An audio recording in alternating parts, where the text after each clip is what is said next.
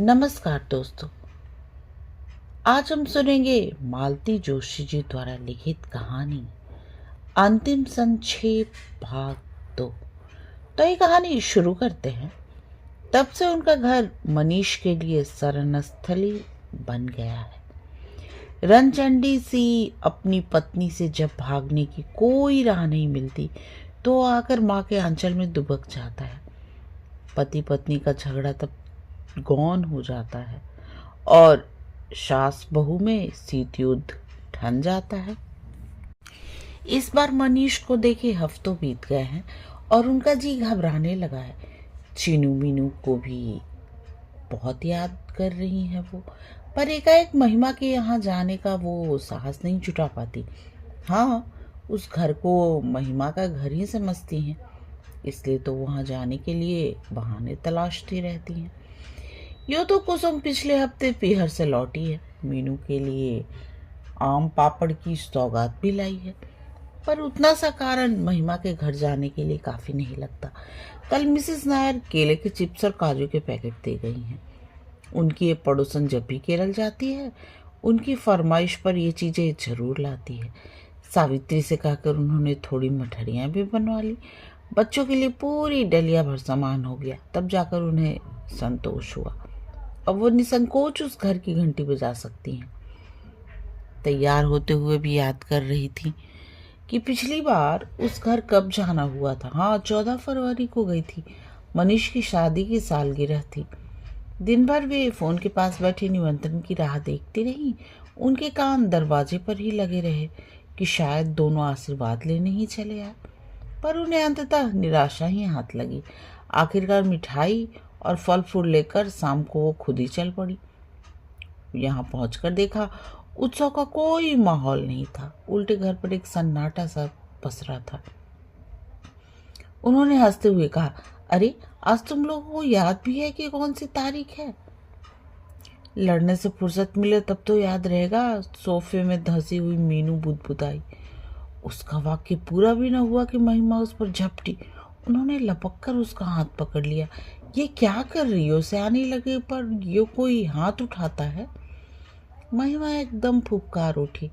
कम से कम मेरे बच्चों के सामने तो मुझे जलील मत कीजिए, और पैर पटकते हुए अपने कमरे में चली गई। वे स्तब्ध रह गई।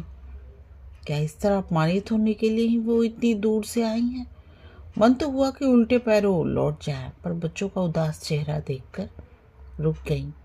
आंखों में याचना लिए दोनों उनके पास सिमट आए थे, मानो माँ की बेअदबी के लिए क्षमा मांग रहे हों।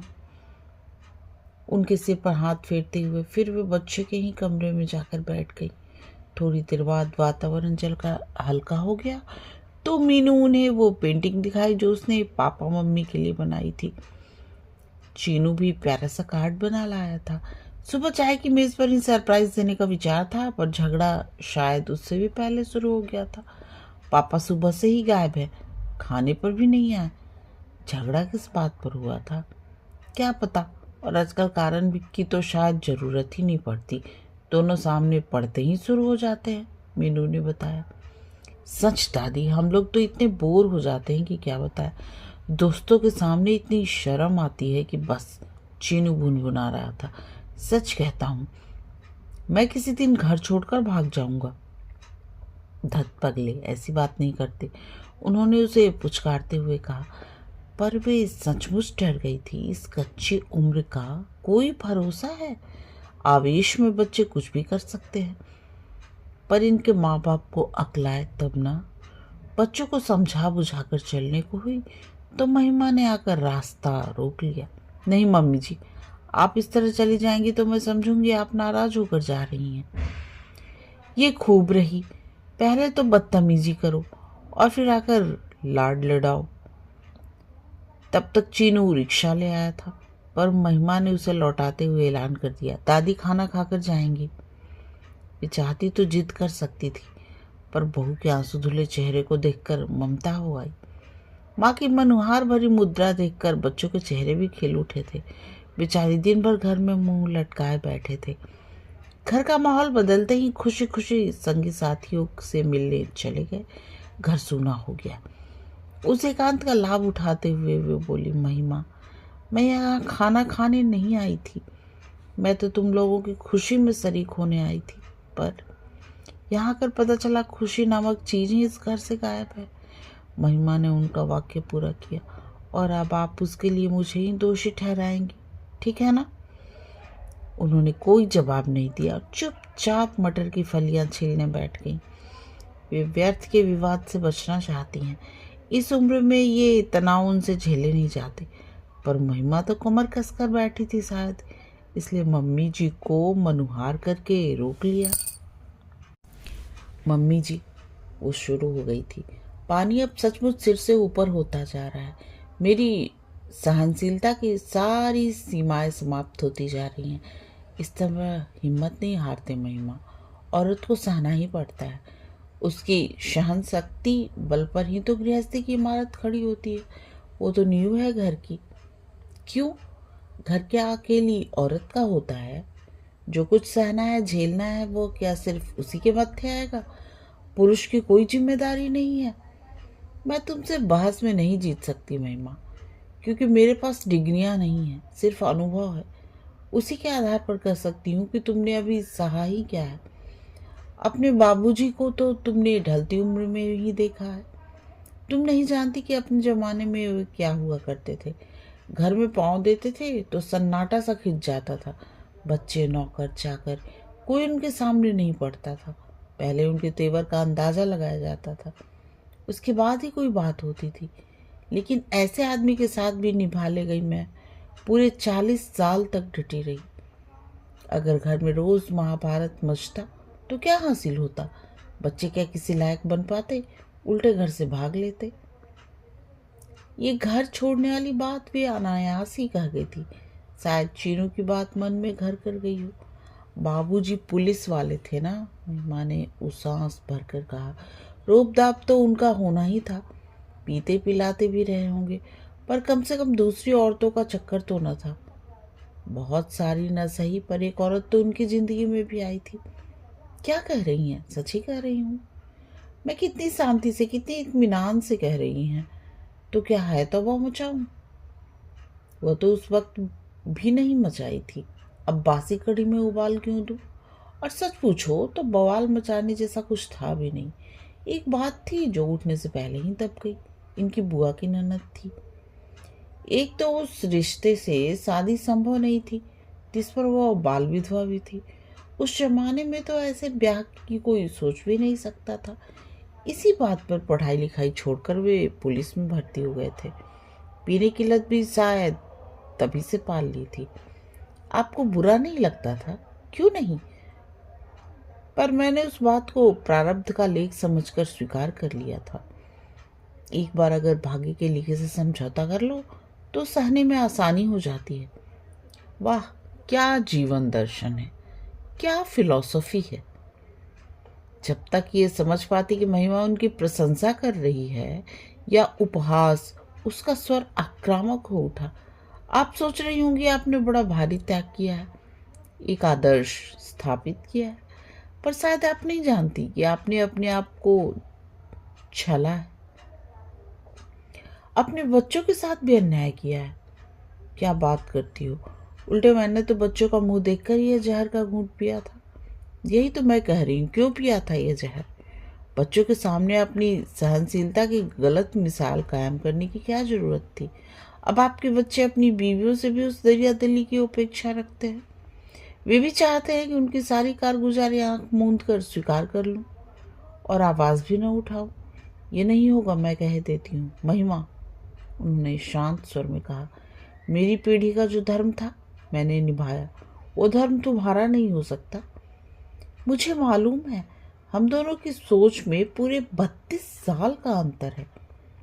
इसलिए कहती हूँ तुम अपने योग्य की मान्यताओं पर चलो, पर बीती बातों को लेकर बहस करने बैठ जाओगी तो बड़ी मुश्किल होगी। बच्चे बाहर से लौट आए थे और उस दिन ये बात वहीं पर रुक गई थी। बाद में घर लौटकर ये बात उनके मन में कौंधी कि महिमा ने यह औरतों वाली बात क्यों उठाई थी। उसके बाद मनीष एक आध बार घर भी आया था। एक बार दोनों का साथ आए थे, पर इतने खुश नजर आ रहे थे कि बेवजह वो बात उठाने का मन ही नहीं हुआ। मनीष से ही हंसोड़ और खिलंदर किस्म का लड़का रहा है। उस घर का माहौल तो पता नहीं कैसा हो गया है, पर इस घर की सारी रौनक मनीष के दम से ही हुआ करती थी। बाहर भी उसके चाहने वाले की कमी नहीं थी। जहाँ खड़ा होता था उसके इर्द गिर्द भीड़ जुटा ही लेता था। अपने हंसमुख और सुदर्शन व्यक्तित्व के कारण लड़कियों को भी वो आकर्षित किया रहता था। अंजू मंजू की सहेलियों का तो वह चहेता भैया हुआ करता था। अपने बेटे की लोकप्रियता पर जितना उन्हें नाज था, उतना ही महिमा को चिढ़। पति की मंडली उसे फूटी आंखों नहीं सुहाती थी। अभिजात्य की उसकी कल्पनाएं बहुत अलग थीं। वो मनीष को उनमें फिट करना चाहती थी और सारे झगड़े वहीं से शुरू होते थे। मनीष धीरे धीरे घर से छिटकता जा रहा है, ये वे भी अनुभव कर रही थी। पर बाहर क्या कोई तार सचमुच जुट गया है या ये भी महिमा का एक वहम ही है? महिमा के यहाँ जब भी जाने का मन हुआ, इसी असमंजस ने उनका रास्ता रोक लिया।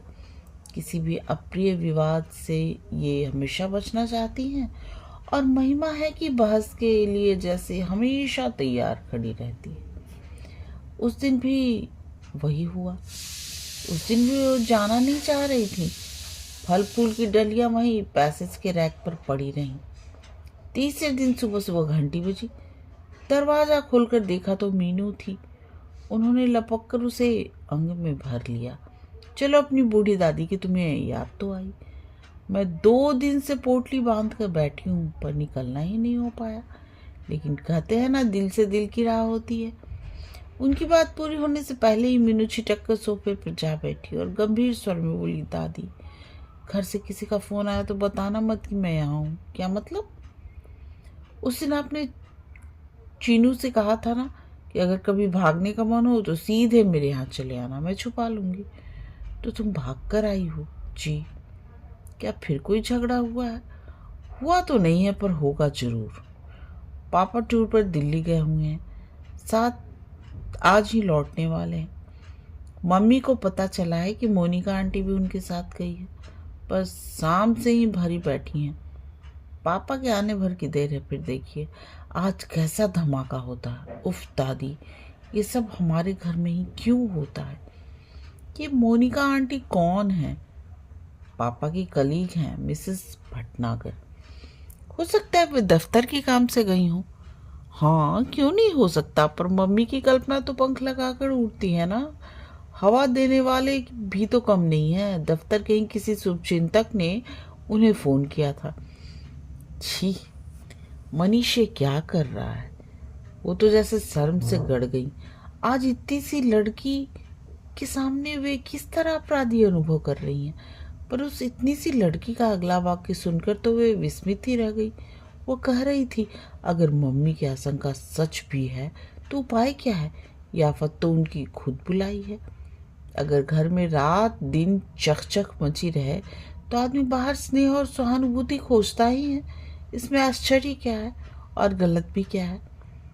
वे मीनू को देखती रह गई। बीते भर की लड़की इतना सब सोच लेती है? ऐसा तो नहीं कि घर के वातावरण ने उसे असमय प्रौढ़ बना दिया है? उन्हें महिमा पर गुस्सा आने लगा। अपनी हठधर्मी के कारण उसने बच्चों से उसका बचपन ही छीन लिया है। शाम तक प्रतीक्षा करती रही, पर किसी ने मीनू की खोज खबर नहीं ली। यूनिफॉर्म पहनकर घर से निकली थी तो 2 बजे तक किसी को चिंता भी नहीं होगी। महिमा खुद 5 के बाद ही घर पहुंचती है, पर उसके बाद वे पल पल बेचैन होने लगी। फिर उनसे रहा नहीं गया, ताव खाकर खुद ही चल दी। सोच लिया कि दोनों को आज चलकर डांट पिलानी है। अगर तुम लोग बच्चों को एक शांत और स्नेह भरा घर नहीं दे सकते तो और क्या दोगे? रोटी कपड़े पर तो अनाथ बच्चे भी पल जाते हैं, पर माँ बाप से तो कुछ उम्मीदें होती हैं। चीनू मुंह लटकाए दरवाजे पर ही खड़ा था। वे कुछ कहती, इससे पहले ही वह बोल पड़ा, दादा, दीदी सुबह से ही गायब है। क्या मतलब? स्कूल में फोन किया था? नहीं, पड़ोस की बसंती बता रही थी वो आज स्कूल नहीं गई। सहेलियों के यहाँ देखा? एक के यहाँ देखा था दादी, फिर मम्मी ने मना कर दिया। चीनू, भीतर से कड़कती आवाज आई। दादी भीतर नहीं आएंगी क्या, जो दरवाजे पर इन सारी रामायण सुना रहा है? उन्होंने भीतर आते हुए कहा, बहू। भावुक होती है तो उनके मुंह से बहू ही निकलता है। ये चीनू क्या कह रहा है? जो भी कह रहा है आपने सुन तो लिया, और तुम हाथ पर हाथ धरे बैठी हो। गजब की माँ हो। हाथ पर हाथ धरे कोई नहीं बैठा है मम्मी जी, सिर्फ चीनू को रोक दिया था। वो तो पूरे शहर में मुनादी करवा देता। मैंने भैया को फ़ोन कर दिया है, आते ही होंगे। हो सकता है मीनू भी वहीं हो। फ़ोन तो मुझे भी किया जा सकता था, जानबूझकर नहीं किया। एक तो मैं वैसे ही परेशान हूँ, उस पर आपका प्रवचन सुनने की ताकत नहीं थी मुझ में। कम से कम आज तो नहीं। मम्मी जी वे स्तब्ध रह गई। तो मैं प्रवचन देती हूँ? और क्या कहूँ मम्मी जी, उपदेश देने का एक भी मौका छोड़ती हैं आप। आप खुद सोच कर देखिए, मेरे घर में जरा खटपट हुई नहीं कि आप शुरू हो जाती हैं। आपने कैसे गृहस्थी चलाई है, कैसे पति की सेवा की है, कैसे बच्चे पाले हैं, कैसे संस्कार दिए हैं। कहते नहीं थकी होंगी आप, पर मेरे सुन सुनकर कान पक गए हैं। पल भर को वे चुप रह गई। मन हुआ 2 घड़ी सुस्ताकर आत्मनिरीक्षण कर ले। क्या सचमुच वे बात विवाद पर भाषण देने लगती हैं? क्या वो उनकी अनधिकार चेष्टा है? क्या उनकी अनुभव सिद्ध बातें महिमा को इतनी कड़वी लगती हैं कि उनकी भाषा शिष्टाचार की सारी सीमाएं वो लांघ जाती है? इसका तो ये मतलब हुआ कि अपने बच्चों को उनकी गृहस्थी को बर्बाद होते देखते रहो, पर मुंह से कुछ न कहो। महिमा, उन्होंने बड़ी देर बाद कसैले स्वर में कहा, कहने वाली बात होती है तभी कुछ कहती हूँ। अगर तुम्हें बुरा लगता है तो आगे से चुप रहा करूँगी। मैं जानती हूँ बच्चों के मामले में तुम मुझसे ज़्यादा समझदार हो। मैंने बच्चों को जैसे भी पाला, जैसे भी संस्कार दिए हूँ, पर एक बात जरूर कहूँगी, घर छोड़कर कभी कोई नहीं भागा था। तुम्हारी लड़की अगर घर से भागी है तो सिर्फ तुम्हारी वजह से। ये तो गनीमत समझो, वो सीधे मेरे पास ही पहुंची थी, कहीं और भी जा सकती थी। तो मीनू आपके यहाँ है? महिमा ने लाख कोशिश की, पर अपनी राहत का एहसास वो छिपा नहीं सके। दूसरे क्षण उसके चेहरे ने फिर उदासीनता ओढ़ ली और वो सपाट स्वर में बोली, मुझे लगा था नानी के यहाँ ही गई होगी। अच्छा ही हुआ ना, इस मना स्थिति में ननिहाल जाती तो वहां भी सब उगल देती। बच्चों को इतना विवेक कहाँ होता है महिमा? तुम्हारे बच्चे अभी इतने बड़े नहीं हुए हैं, उनके सामने जिंदगी की। मम्मी जी आप एक बार अच्छी तरह तय कर लीजिए। कभी आप कहती हैं कि बच्चे बड़े हो रहे हैं, कभी कहती हैं अभी इतने बड़े नहीं हुए। वैसे 100 बातों की एक बात यह है कि जिंदगी की सच्चाई जानने का हक सबको है। उम्र से इसमें कोई फर्क नहीं पड़ता है। इसलिए तुम बच्चे को सब कुछ बताए दे रही हो। जी हाँ, ताकि उन्हें सही गलत की पहचान हो सके। ये पहचान तो उन्हें उम्र के साथ ही होगी, पर इस समय तो उन्हें तुमसे सिर्फ वितृष्णा हो रही है। हमेशा ही होता है महिमा। माँ बाप जब 2 खेमों में बंट जाते हैं तो बच्चे किसी एक का पक्ष ले लेते हैं, और ये पक्ष वही होता है जो चुप रहता है। वो सारी सहानुभूति बटोर लेता है। तुम कहोगे मैं फिर शुरू हो गई, पर क्या करूं, इस लड़ाई में तुम इतनी अकेली पड़ गई हो कि कहे बिना रहा भी नहीं जाता। आश्चर्य, इस बार महिमा ने कोई जवाब नहीं दिया। लगा कि इस व्यर्थ की बहसबाजी से वो थक गई है। मजे की बात तो यह थी कि बहस के असली मुद्दे से दोनों ही कतरा रही थी। मीनू का तो बहाना भर था, वे तो यहाँ मनीष की खोज में आई थी, पर जब महिमा ने उसका जिक्र तक नहीं किया तो वो भी चुप लगा गई। अपना आना उन्हें एकाएक अप्रासंगिक लगने लगा। अतः उठते हुए बोली, मैं अब चलूँगी, लड़की घर में अकेली है। मैं तो इसलिए आई थी कि तुम्हें खबर भी दे दूँ और उसके कपड़े भी लेती चलूँ। 2-4 दिन अपने ही पास रखूँगी। महिमा ने कोई प्रतिवाद नहीं किया।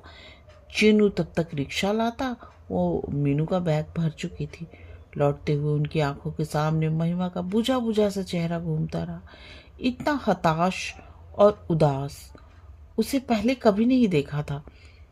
उसने मनीष का नाम नहीं लिया तो क्या हुआ? वे जानती है कि वह मन ही मन उफन रही होगी। उसके रोष की आंच ने तो आज उन्हें भी नहीं बख्शा था। उन्हें रोज आना स्वाभाविक ही था। उन्हें याद है जब पहली बार उन्हें उमा के बारे में मालूम हुआ था तो वो कितना रोई थी।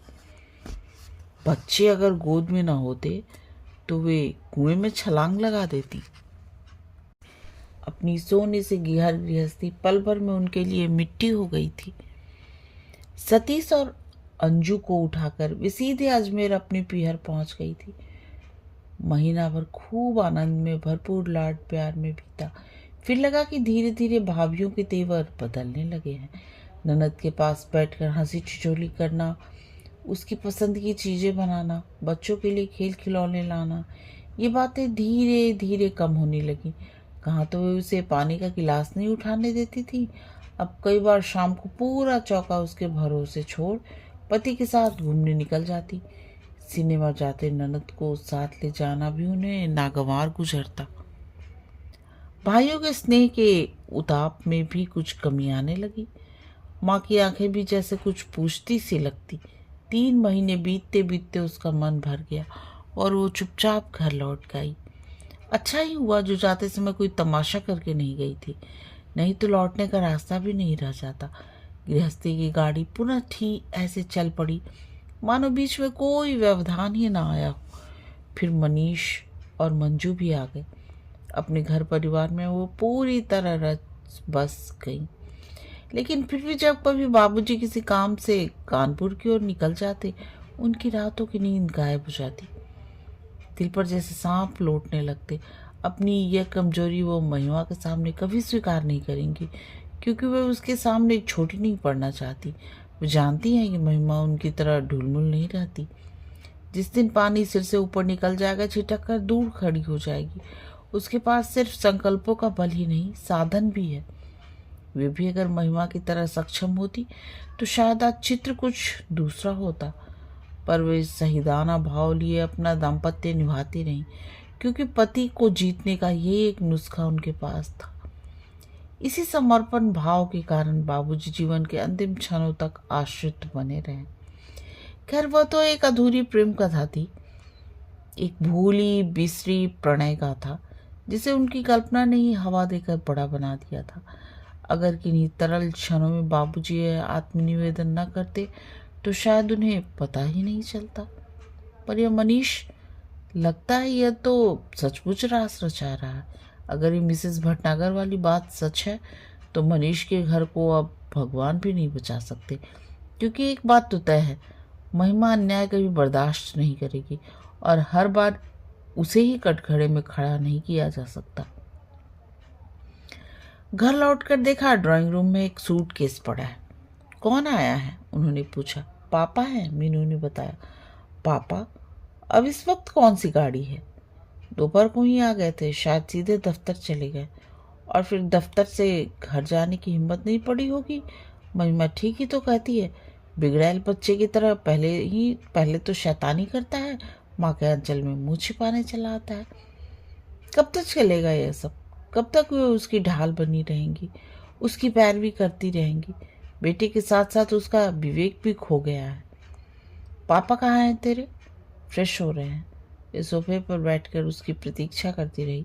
नहाकर निकला मनीष तो अपने उसी बेलौस अंदाज में बोला, हाय मॉम, आप इतनी रात को कहाँ चली गई थी? प्रताप के पास गई थी। इतनी देर में उन्होंने जवाब सोच लिया था। प्रताप के पास क्यों? एक तो रिजर्वेशन करवाना था, दूसरे वो बहुत दिनों से कह रहा था कि एक ऑफिस की ज़रूरत है। मैंने कहा यहाँ आ जाओ, अगले 2 कमरे तुम्हें दे दूंगी। मेरे जाने के बाद कम से कम घर में बस्ती तो रहेगी, और दूसरा कोई किराएदार रखूंगी। और वो घुसकर बैठ गया तो मुसीबत होगी। पर आप जा कहाँ रही हैं? अभी तो अंजू के पास जा रही हूँ, वहाँ से मुंबई मंजू के यहाँ चली जाऊंगी। सोचती हूँ अमेरिका जाने से पहले दोनों लड़कियों के पास 1-1 महीना रह लूँ। वहाँ से डॉक्टर साहब टिकट वगैरह का भी इंतजाम कर देंगे। तुम अमेरिका जा रही हो? क्यों? क्यों ना जाऊं? मेरा एक बेटा वहाँ भी तो बैठा है, बेचारा कब से बुला रहा है। अभी मेरे हाथ पांव साबुत हैं, आंखें भी काम दे रही हैं। अभी जाऊंगी तो कुछ घूम फिर लूंगी, देख लूंगी। बाद में तो जैसे जहाँ रहना होगा वैसे रहूंगी, जैसे यहाँ वैसे वहाँ। मनीष का चेहरा लटक गया। बड़ी देर बाद धीरे से बोला, जाने का सोचा है, ये तो बड़ी अच्छी बात है, भैया का मन रह जाएगा। पर यहाँ प्रताप को बिठाने की क्या ज़रूरत है? एक बार जम गया तो उसकी नीयत भी बदल सकती है, संबंधों में दरार पड़ जाएगी। तो तुम आ जाओ, उन्होंने छूटते ही कहा। तो मनीष एकदम चौंक पड़ा।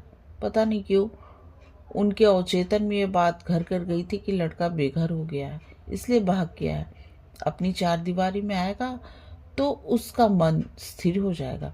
उसी समय सुखलाल चाय लेकर आ गया। वे जब घर लौटी थी तो उन्हें भी चाय की जरूरत महसूस हो रही थी, पर मनीष का सूटकेस देखते ही वे सब कुछ भूल भाल गई थी। पर सुखलाल तो भैया जी की आदत जानता है, उनके नहाकर निकलते ही वो चाय ले आया। भीतर जाते हुए वो सूटकेस लेकर चलने लगा तो मम्मी जी ने रोक दिया। सूटकेस यहीं रहने दो सुखलाल, भैया अभी वापस जाएंगे। मनीष और मीनू दोनों ही चकित हो गए, पर वे विस्मित दृष्टि से अनदेखा कर बोली, और देखो खाना जरा जल्दी ही बना लेना, सफ़र का थका हुआ मनीष जल्दी घर जाकर आराम करेगा। जी बस अभी बन जाता है मामा। सुखलाल के जाते ही मनीष ने कहा, मैं सचमुच ही बहुत थका हुआ हूँ और आज की रात शांति से सोना चाहता हूँ, तो मैं घर नहीं जाऊँगा। अच्छा, और वह जो सुबह से वहाँ परेशान हो रही है, उसे शांति की ज़रूरत नहीं है। तुमने तो इतनी भी कटेसी नहीं है कि आने के बाद उसे फ़ोन ही कर देते। आप वहाँ गई थी, जाना ही पड़ा। तुम्हारी ये सुकन्या जो सुबह से यहाँ आकर बैठी हुई है, महारानी बिना कुछ कहे सुने चली आई। ये भी न सोचा कि पीछे कोई कितना परेशान होता होगा। वाह, बहुत अच्छे संस्कार दे रहे हो, बिल्कुल तुम्हारी तरह गैर जिम्मेदार होती जा रही है। अरे तुम लोगों ने मेरे घर को समझ क्या रखा है, बस मुंह उठाया और चले आए। घर न हुआ जैसे चोरों के छिपने का ठिकाना हो गया, इसलिए जा रही हूँ मैं नहीं रहूंगी तो अपने आप एडजस्ट करना सीख जाओ। तुम नहीं जानती मम्मा, सब कुछ कितना मुश्किल होता जा रहा है। It is simply impossible. तो खत्म कर डालो ये किस्सा हमेशा के लिए, जान तो छूटे। ये क्या कह रही हो मामा तुम? क्यों, इसमें गलत क्या है? जिस रिश्ते में जान ही बाकी ना हो उसे ढोते रहने में क्या दुख है? अच्छा हुआ जो तुम्हारी अपनी पसंद की लड़की थी, नहीं तो जिंदगी भर हमें ही कोसते। खैर वह तो बहादुर लड़की है, अकेले भी निभा ले जाएगी, बच्चों को भी पाल लेगी। पर तुम अपनी सोचो, क्या एक दिन भी अकेले रह पाओगे? उसका मन तो हो रहा था पूछ ले, क्या वो मिसेस भटनागर तुम्हारे लिए अपना घर बार छोड़ देगी? पर अपने ही बेटे से इस तरह की चर्चा करना उन्हें अशोभन लगा। मृदुल स्वर में बोली, बेटे मैं हमेशा तो रहूंगी नहीं, कभी न कभी अपने निर्णय तुम्हें ही लेने होंगे। जितनी जल्दी इसकी आदत डाल लो अच्छा है। खाने की मेज पर ऐसा सन्नाटा कभी नहीं रहा। बेचारा सुखलाल बड़ा दुखी हुआ। मालकिन अकेली रहती है तो उसे खाना बनाने में कोई रास नहीं आता, पर जब भैया जी या बच्चे आते हैं अपने सारा पाक कौशल उड़ेल देता है। पर आज उसे दाद नहीं मिली। मनीष तो बस हाथ जुठा करके ही उठ गया था। मीनू भी जितनी देर बैठी मुंह फुलाए बैठी, पर उन्होंने कोई इसरार नहीं किया, जरा भी मनुहार नहीं की। खाने पीने के लाड बहुत हो चुके। जब तक भोजन समाप्त हुआ सुखलाल रिक्शा लेकर आ गया। वैसा आदेश पहले भी दिया जा चुका था। गाड़ी में बैठते हुए मनीष का चेहरा एकदम ऐसा लग रहा था मानो किसी जिद्दी बच्चे को जबरदस्ती स्कूल भेजा जा रहा हो। लेकिन इस बार उसका मन नहीं पसीजा। हाँ, मीनू एकदम पापा की परछाई सी साथ जाने के लिए तैयार हो गई, पर उन्होंने सख्ती से मना कर दिया। गुस्से में पैर पटकती हुए ऊपर कमरे में चली और भड़ाक से दरवाजा बंद कर लिया। जाते ही चीनू को भेज देना, विदा के रूप में उन्होंने बस इतना ही कहा। टैक्सी आंखों से ओझल होते ही वे भीतर आई। घर एकदम खामोश था। इसी एकांत की वो प्रतीक्षा कर रही थी। उन्होंने तुरंत नंबर घुमाया। महिमा, तुम्हारा भगोड़ा कैदी मैं तुम्हारे पास भेज रही हूँ। जो सजा देना चाहे दे देना। मैंने अपने दरवाजे बंद कर लिए हैं, चाहो तो तुम भी कर लेना। मैं कुछ नहीं कहूँगी। एक बात और ये आखिरी बात है महिमा, पति ताले में कैद करके रखने की चीज नहीं है। उसे तो मन की डोर से बांधना पड़ता है। वो चाहे कहीं भी भटकता रहे, बसेरे के लिए अपने ठिकाने पर ही लौट के आता है। कहानी समाप्त। कहानी सुनने और अपना कीमती समय देने के लिए आप सबका बहुत बहुत धन्यवाद।